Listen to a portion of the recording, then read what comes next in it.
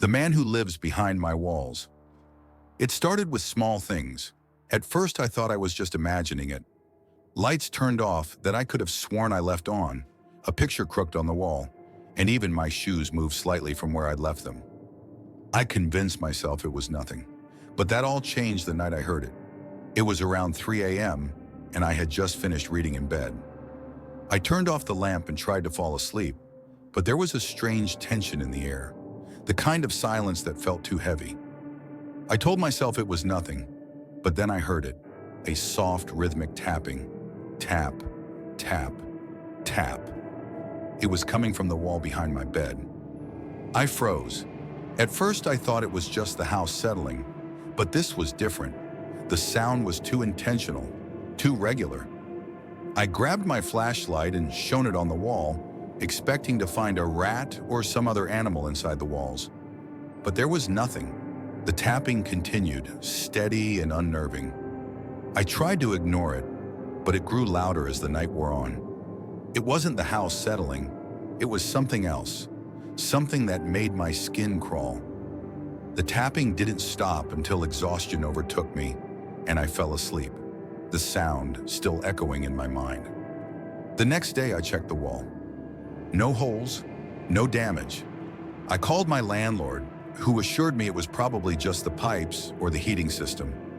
But I didn't buy it. The sound felt too deliberate, like someone was trying to get my attention. Over the next few nights, the tapping came and went. Sometimes it was faint, other times it was loud enough to rattle my bones. I pressed my ear against the wall, hoping for some explanation, but every time I did, the tapping would stop. One afternoon, my elderly neighbor, Mrs. Bradley, came over, her face pale and full of fear. "You've heard it, haven't you?" she asked, voice trembling. "The tapping? Something's behind the walls. I think it's alive." Her words sent a chill down my spine. I had never told her about the tapping, and the fact that she knew about it confirmed my worst fears. Whatever was in the walls, I wasn't the only one who heard it. That night, I couldn't stand it any longer. I grabbed a hammer and began tearing into the wall behind my bed.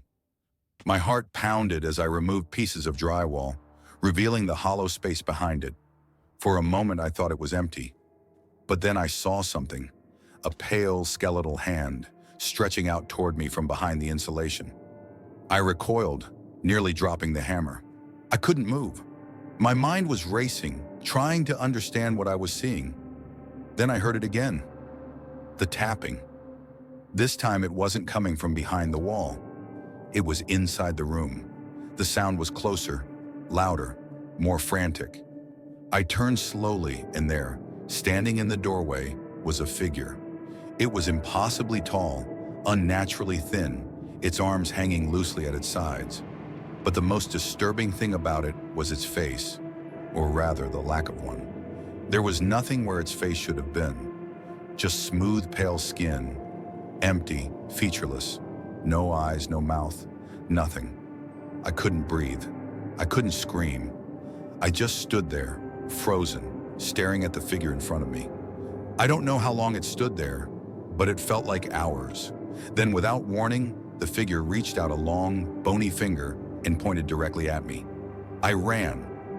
I don't know how I found the strength to move, but I bolted out of the room, down the stairs and out the front door. My heart raced as I stumbled into the street, looking back over my shoulder. I didn't stop running until I reached the nearest gas station.